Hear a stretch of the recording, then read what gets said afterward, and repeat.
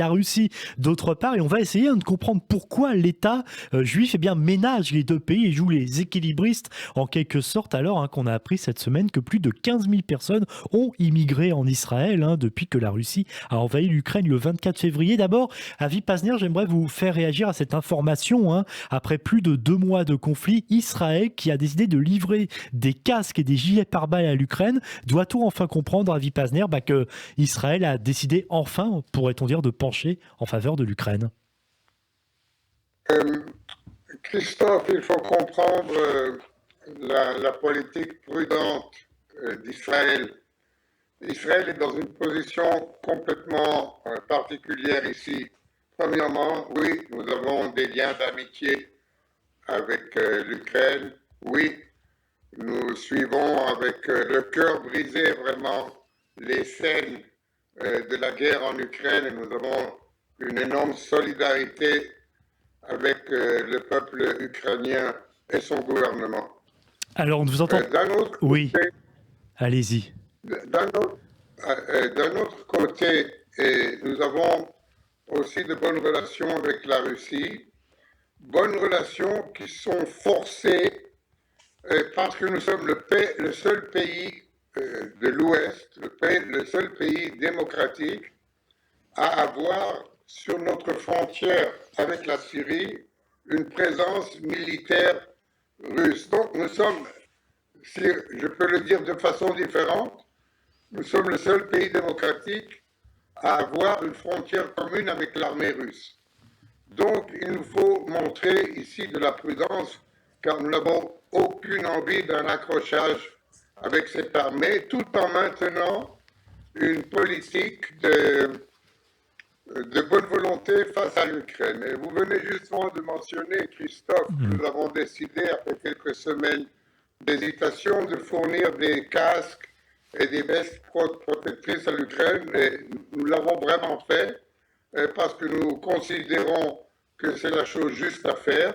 Ce ne sont pas des armes, ça ne tire pas, mais ça protège civils et militaires ukrainiens des bombardements russes. Il y a eu d'ailleurs une réaction russe à ce sujet, ils n'ont pas aimé, mais cela n'a pas trop tendu les relations, car rappelez-vous, la Russie était intéressée aussi à une médiation israélienne, et maintenant, malgré le fait que tous les médiateurs se sont mis de côté, y compris Naftali Bennett, le médiateur israélien, le fait est que la Russie continue à, elle aussi, être intéressée pour le moment à des relations correctes avec Israël.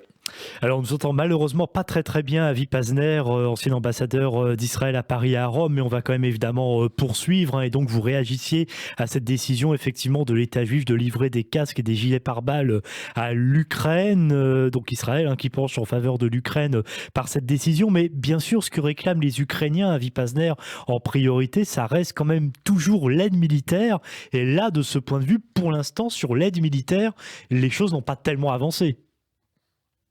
Non, et je ne crois pas que, en ce moment en tout cas, qu'Israël est prêt à fournir de l'aide militaire à l'Ukraine.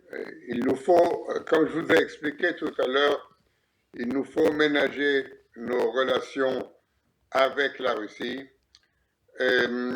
Vous savez que en Syrie, nous avons un gros problème et c'est la présence d'unités iraniennes et la présence de milices iraniennes qui essayent aussi de préparer la partie syrienne du Golan en base d'attaque contre Israël et qui essayent aussi de fournir au Hezbollah, au Liban, des armes sophistiquées, spécialement des missiles de longue portée et avec une grande exactitude à Israël.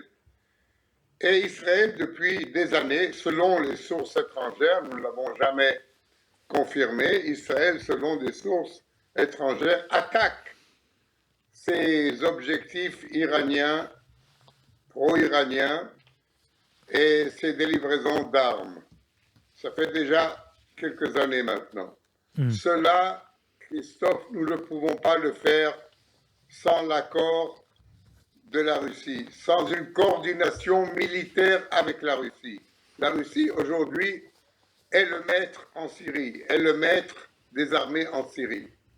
Donc, si, selon des sources étrangères, Israël continue de frapper des objectifs iraniens en Syrie avec beaucoup de succès, il faut le dire, c'est grâce à une coordination militaire avec la Russie. Donc, il est d'un intérêt vital pour Israël de conserver cette coordination militaire avec la Russie, et c'est la raison pour laquelle vous comprendrez que pour le moment, Israël n'est pas prêt à fournir des armes à l'Ukraine. Nous sommes prêts à donner toute aide possible et nous le faisons. Je crois que nous sommes le seul pays à avoir installé un hôpital Oui, en Ukraine. Rav Meir, oui. Nous donnons une importante aide humanitaire dans tous les domaines. Et comme vous le voyez, nous avons même donné maintenant notre accord à l'envoi de casques et de vestes protectrices. Mais il y a une certaine limite qu'Israël ne peut pas passer, malgré notre grande solidarité avec le peuple ukrainien, malgré le fait que nous avons un énorme respect du courage avec lequel les Ukrainiens se sont défendus. Ça nous rappelle un peu notre combat lors de la guerre d'indépendance, quand nous étions nous aussi tout seuls contre 7 armées arabes, et nous voyons cela avec beaucoup de respect. Merci beaucoup Avi Pazner pour ce point diplomatique. Comme tous les dimanches, Avi Pazner, ancien ambassadeur d'Israël à Paris et à Rome, et à la semaine prochaine.